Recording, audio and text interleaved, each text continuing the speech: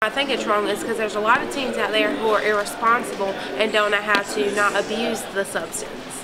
That's why I think it's wrong. I mean, it's wrong, but I mean, if you're going to do it, be safe about it. To me, I really don't care all that much as long as you don't get behind a car when you do it. That's my feeling about it. It has to start at home with the parents. Well, I mean, just about everybody is gonna drink somewhat underage.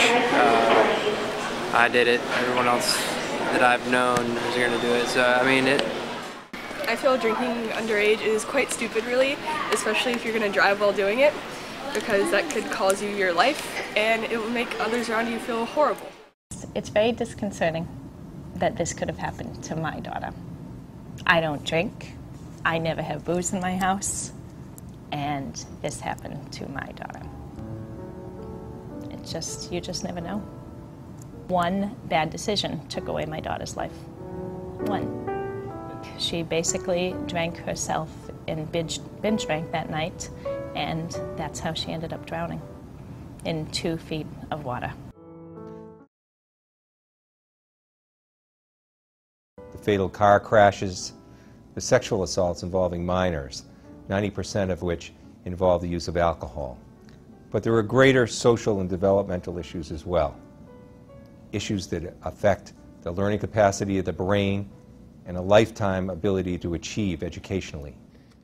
You know, the majority of teenagers in that high school population, in fact, aren't drinking alcohol at all. Teens believe that all their peers are drinking when, in fact, that might not be the truth. The facts in Massachusetts about teen drinking are that 46% of high school students have had a drink of alcohol in the 30 days prior to the survey. And so the good news about that is it means that less than half of high school students are drinking. The challenge is that 46% is way too many students drinking alcohol. The misperceptions will drive the behavior. And so if a student really believes that everybody is drinking, they're probably more likely to drink. And so the research tells us that when we can correct the misperception and we can decrease it and bring it closer to the truth, that the actual behaviors will then also decrease. And then the approach is to really educate folks and to kind of saturate the environment with the truth. Honestly, can sit here and tell you that I didn't know she was drinking as much as she was. Are very sensitive to what they have access to. When you think about the availability of alcohol in your own home, having easy access to alcohol is a big risk factor for them for drinking.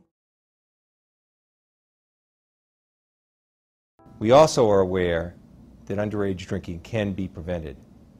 Most teens choose not to drink, and the influence that parents can bring to bear on that decision. Kids are not always hearing clearly from their parents what the rules are and what they believe. As a parent, you want to be the loudest voice and you need to be a consistent voice. There's so many other places that they're going to be getting information from. They develop so rapidly, their lives are changing, it's constantly in flux. So it's not enough to say something once, but then also to really continue to challenge your child if they're saying to you, everybody's doing it, to try to understand, what does that really mean? Is everybody really doing it? When you survey students and you ask them about where they are getting credible information about alcohol and drugs, they often will cite parents as one of the top, if not #1 source. If you don't want your kids to drink, give them ways to feel big and powerful without drinking. Give them ways to know that they're growing, that they're maturing, that they're strong, that they can become men, they can become women. If we don't supply them the opportunity to do it, they're going to find how to do it themselves.